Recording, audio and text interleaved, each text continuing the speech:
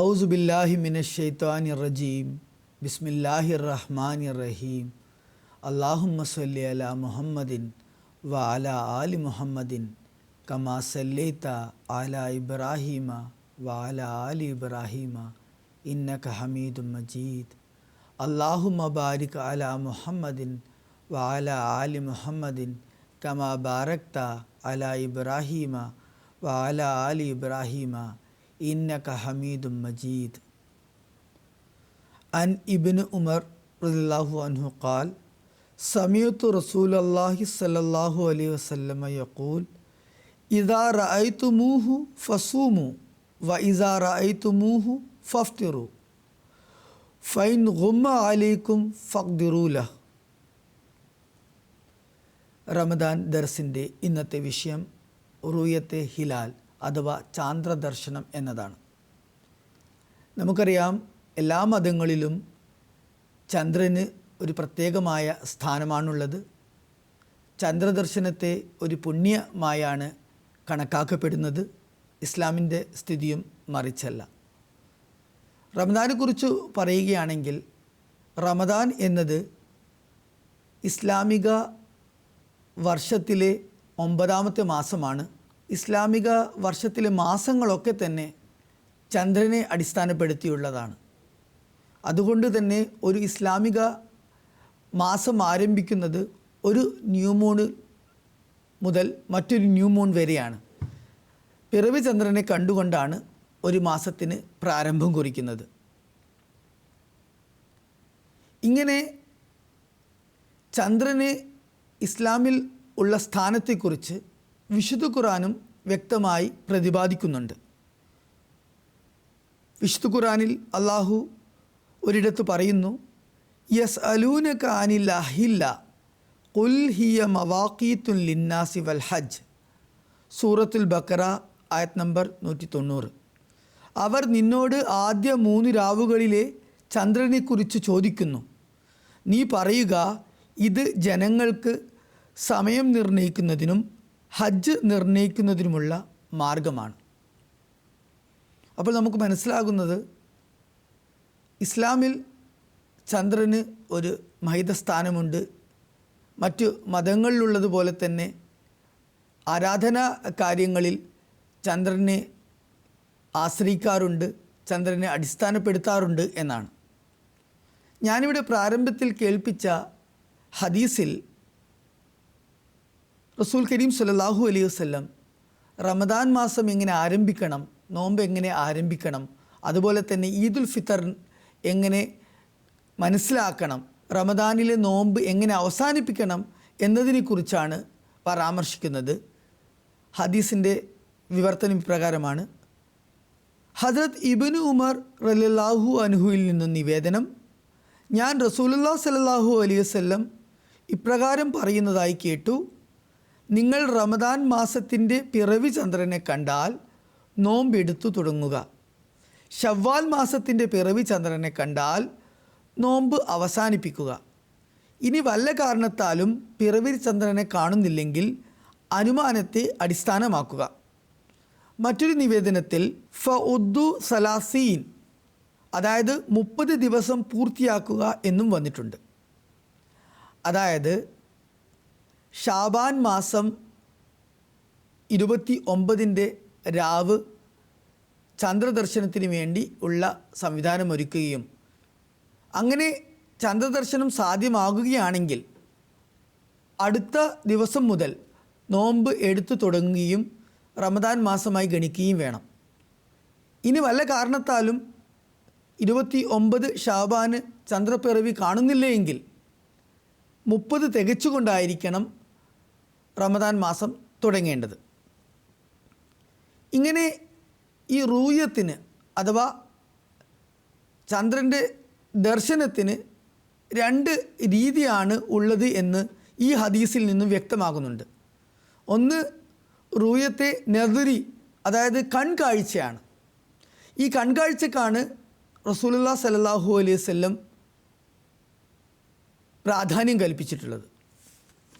മറ്റൊരു റൂയത്തെ ഇൽമി, അനുമാനം കൊണ്ടുള്ള അറിവിൻ്റെ അടിസ്ഥാനത്തിലുള്ള കാഴ്ചയാണ്. അതായത് 29-ാം ഷാബാനിന് പിറവി ചന്ദ്രനെ കാണാൻ സാധിക്കുന്നില്ലെങ്കിൽ 30 തികച്ചുകൊണ്ട്, ഷാബാൻ 30 തികച്ചുകൊണ്ട് റമദാൻ ആരംഭിക്കുക എന്നതാണ്. ഇങ്ങനെ ഇസ്ലാമിൽ റമദാൻ ആരംഭിക്കുന്നതിന്, അതുപോലെ തന്നെ ഇസ്ലാമിക മാസങ്ങൾ ആരംഭിക്കുന്നതിന് ചാന്ദ്രദർശനം വെച്ചതിൻ്റെ യുക്തിയെക്കുറിച്ച് ഹസ്രത്ത് മസീഹ് മൗഊദ് അലൈഹി സ്വലാത്തു വസ്സലാം ഒരിടത്ത് ഇപ്രകാരം പറയുന്നു: ഇത് വളരെ സുവ്യക്തവും സാധാരണക്കാർക്ക് സൗകര്യപ്രദവുമാണ്. അങ്ങനെ അവർക്ക് ചന്ദ്രപ്പിറവി ഏതു ദിവസമാണെന്ന് മനസ്സിലാക്കുന്നതിന് ജ്യോതിശാസ്ത്രത്തിൻ്റെ സഹായം അല്ലെങ്കിൽ ജ്യോതിശാസ്ത്രത്തെ ആശ്രയിക്കേണ്ടി വരികയില്ല. കൺകാഴ്ച അഥവാ റൂയത്തിനെ ആശ്രയിച്ചാൽ മതി. വൈജ്ഞാനികമായി ഓർത്തു വെക്കേണ്ട ഒരു സംഗതി, ഒരു മാസം 30 ദിവസത്തിൽ കവിയാതെ നോക്കണം എന്ന് മാത്രമാണ്. അതായത് ചന്ദ്രമാസം 29-ഓ 30-ഓ ദിവസങ്ങൾ അടങ്ങിയതായിരിക്കും. ഈ ഒരു അറിവ് മുൻനിർത്തി കൊണ്ട് റൂയത്ത്, കൺകാഴ്ച കൊണ്ട് ചന്ദ്രനെ കാണണമെന്നാണ്. അത് കാണുന്നത് ജനങ്ങൾക്ക് കൂടുതൽ സൗകര്യപ്രദമാണ്. കണക്കുകളെ, അതുപോലെ തന്നെ ശാസ്ത്രത്തെ, അതുപോലെ തന്നെ പ്രവചനത്തെ ഒന്നും ആശ്രയിക്കേണ്ട ആവശ്യമില്ല എന്നാണ് ഹസ്രത്ത് മസീഹ് മൗഊദ് അലൈഹി ഇസ്ലാം ഇവിടെ നമുക്ക് പറഞ്ഞു തന്നിട്ടുള്ളത്. ഇങ്ങനെ പിറവി ചന്ദ്രനെ കണ്ടാൽ പ്രത്യേകം ദുആ ചൊല്ലാനും വേണ്ടി റസൂലുള്ളാഹി സ്വല്ലല്ലാഹു അലൈഹി വസല്ലം നമ്മോട് നിർദ്ദേശിക്കുകയുണ്ടായി. അതിനെക്കുറിച്ചുള്ള ഒരു നിവേദനത്തിൽ ഇപ്രകാരം വന്നിരിക്കുന്നു: തിരുനബി സല്ലല്ലാഹു അലൈഹി വസല്ലം പിറവി ചന്ദ്രനെ കാണുമ്പോൾ ഇങ്ങനെ ദുആ ചെയ്തിരുന്നു: അല്ലാഹുമ്മ അഹില്ലഹു അലൈന ബിൽ അംനി വൽ ഈമാൻ വസ്സലാമത്തി വൽ ഇസ്ലാം റബ്ബി വ റബ്ബുക്കല്ലാഹ് ഹിലാലു ഖൈറിൻ വറുഷ്ദിൻ ഹിലാലു ഖൈറിൻ വറുഷ്ദിൻ ഹിലാലു ഖൈറും വറുഷ്ദിൻ ആമൻതു ബില്ലാഹി വ ഖലഖക്. തിർമിദിയിലുള്ള നിവേദനമാണ്. തർജുമ ഇപ്രകാരമാണ്: അല്ലാഹുവേ, ഈ ചന്ദ്രനെ ഞങ്ങൾക്ക് സമാധാനത്തിൻ്റെയും വിശ്വാസത്തിൻ്റെയും ശാന്തിയുടെയും ഇസ്ലാമിൻ്റെയും ചന്ദ്രനാക്കി ഉദിപ്പിക്കണമേ. അല്ലയോ ചന്ദ്ര, നിൻ്റെയും എൻ്റെയും നാഥൻ അല്ലാഹു ആണ്. ഇതിനെ അനുഗ്രഹത്തിൻ്റെയും നന്മയുടെയും ചന്ദ്രനാക്കണമേ. ഇതിനെ അനുഗ്രഹത്തിൻ്റെയും നന്മയുടെയും ചന്ദ്രനാക്കണമേ. ഇതിനെ അനുഗ്രഹത്തിൻ്റെയും നന്മയുടെയും ചന്ദ്രനാക്കണമേ. നിന്നെ സൃഷ്ടിച്ച അല്ലാഹുവിലാണ് ഞാൻ വിശ്വസിക്കുന്നത്. ഇതാണ് ആ ദുആ വചനങ്ങൾ. റമദാനിലെ നോമ്പ് ആരംഭിക്കുന്നതിനെക്കുറിച്ചുള്ള വിധി ഇപ്രകാരമാണ്: ലാ തസൂമു ഹത്ത തറവുൽ ഹിലാൽ. പിറവി ചന്ദ്രനെ കാണുന്നതുവരെ നോമ്പ് തുടങ്ങരുത്. അത് സ്വയം കാണുകയോ അല്ലെങ്കിൽ വിശ്വാസയോഗ്യരായവരിൽ നിന്നുള്ള സാക്ഷ്യം മൂലമോ ആകാവുന്നതാണ്. ഇവിടെ റൂയത്തെ ഹിലാലിനെ, ചാന്ദ്രദർശനത്തെ ആസ്പദമാക്കി റമദാൻ ആരംഭിക്കുന്നതിനെക്കുറിച്ച് പറഞ്ഞെടുത്ത് ഒരു കാര്യം മനസ്സിലാക്കേണ്ടത്, ഈ റൂയത്തെ ഹിലാൽ ഓരോരുത്തരും നേരിൽ കാണണമെന്ന് നിർബന്ധമില്ല. ഒരു നാട്ടിൽ, ഒരു സമൂഹത്തിൽ വിശ്വാസയോഗ്യനായ ഒരാൾ കണ്ടാൽ തന്നെ ആ സമൂഹത്തിന് നോമ്പ് നിർബന്ധമാകുന്നതാണ്.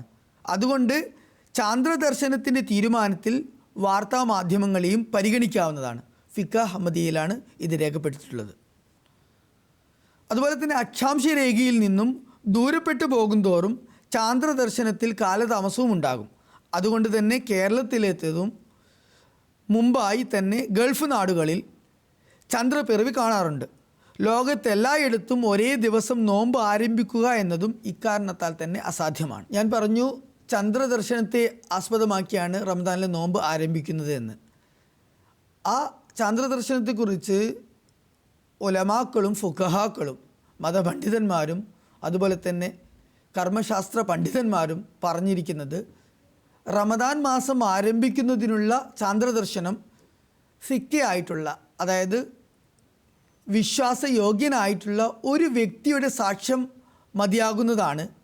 എന്നാൽ ഈദുൽ ഫിത്തർ ആഘോഷിക്കുന്നതിന് വേണ്ടിയുള്ള, റമദാൻ അവസാനിപ്പിക്കുന്നതിനുള്ള ചാന്ദ്രദർശനം 2 വിശ്വാസയോഗ്യരായ വ്യക്തികളുടെ സാക്ഷ്യം അനിവാര്യമായതാണ് എന്നതാണ് അവരുടെ വിധി.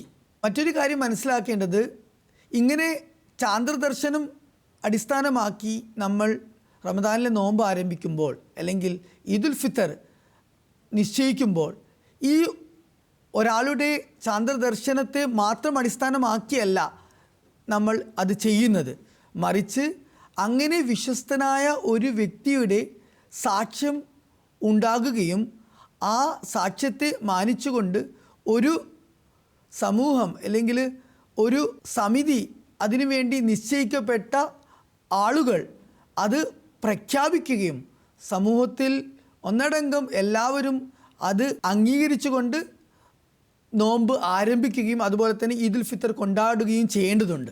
അങ്ങനെ ഒരു സാമൂഹികമായ ഒരു അംഗീകാരം കൂടി അതിന് ആവശ്യമായിട്ടുണ്ട്. ഇതിനെക്കുറിച്ച് റസൂൽ കരീം സല്ലല്ലാഹു അലൈഹി വസല്ലം പറഞ്ഞിട്ടുള്ളത് അൽ ഫിത്റു യൗമ തുഫത്തിറൂന വൽ അസ്ഹ യൗമ തുലഹൂൻ എന്നാണ്. അതായത് നമ്മുടെ ഈദുൽ ഫിത്തർ എന്ന് പറയുന്നത് നിങ്ങളെല്ലാവരും ഈദുൽ ഫിത്തറായി ആഘോഷിക്കുന്നതും, അതുപോലെ നമ്മുടെ ഈദുൽ അദ്ഹിയ അഥവാ ബലിപെരുന്നാൾ എന്നത് നിങ്ങളെല്ലാവരും ഒരുമിച്ച് ആഘോഷിക്കുന്നതുമാണ് എന്നാണ്. അങ്ങനെ ഒരു സാമൂഹികമായ ഒരു നിലയാണ് ഈ റമദാനിലെ നോമ്പിനും അതുപോലെ തന്നെ ഈദുൽ ഫിത്തറിനും ഉള്ളത്. ഈ ചാന്ദ്രദർശനത്തെ പറ്റി, അതായത് ഒരു റമദാൻ മാസത്തിലെ ചാന്ദ്രദർശനം ഒരു ഗ്രാമീണ അറബി, ഒരു ബദ്ദു കാണുകയും അക്കാര്യം വന്ന് റസൂൽ തിരുമേനി സല്ലല്ലാഹു അലൈഹി വസല്ലമയെ അറിയിക്കുകയും ചെയ്യുന്ന ഒരു നിവേദനം റിപ്പോർട്ട് ചെയ്യപ്പെട്ടിട്ടുണ്ട്.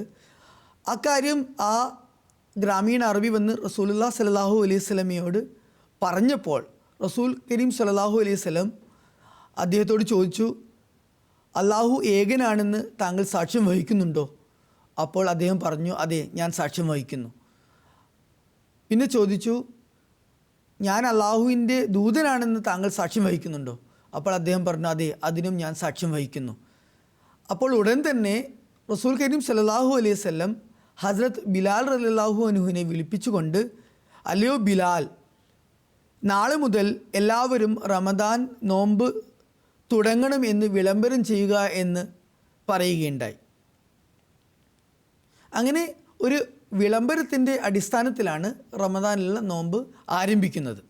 റൂയത്തെ ഹിലാൽ അഥവാ ചാന്ദ്രദർശനത്തിനുള്ള ഇസ്ലാമിക പ്രസക്തി എത്രത്തോളമുണ്ട് എന്ന കാര്യങ്ങളാണ് നമ്മൾ ഇവിടെ ഇന്ന് ചർച്ച ചെയ്തത്. റമദാൻ്റെ പ്രാധാന്യത്തെക്കുറിച്ച് ഹസ്രത്ത് മസീഹ് അലൈഹി ഇസ്ലാമിൻ്റെ ഒരു ഉദ്ധരണി കേൾപ്പിച്ചുകൊണ്ട് ഞാൻ എൻ്റെ വാക്കുകൾക്ക് വിരാമമിടുകയാണ്. ആ മഹാത്മാവ് പറയുന്നു, നോമ്പുകാരൻ എപ്പോഴും ശ്രദ്ധിക്കേണ്ടത് വെറും പട്ടിണി കിടക്കുക എന്നത് മാത്രമല്ല നോമ്പെന്നും, മറിച്ച് അള്ളാഹുവിൻ്റെ സ്മരണയിൽ മുഴുകുകയും അങ്ങനെ ഭൗതികതയോട് വിരക്തിയും ഒരു വിടുതലും ഉണ്ടാകുകയും വേണമെന്നാണ്. മൽഫൂസാത്ത് വാള്യം 9. വാഹിർ ദവാന അനിൽ ഹംദുലില്ലാഹി റബ്ബിൽ ആലമീൻ.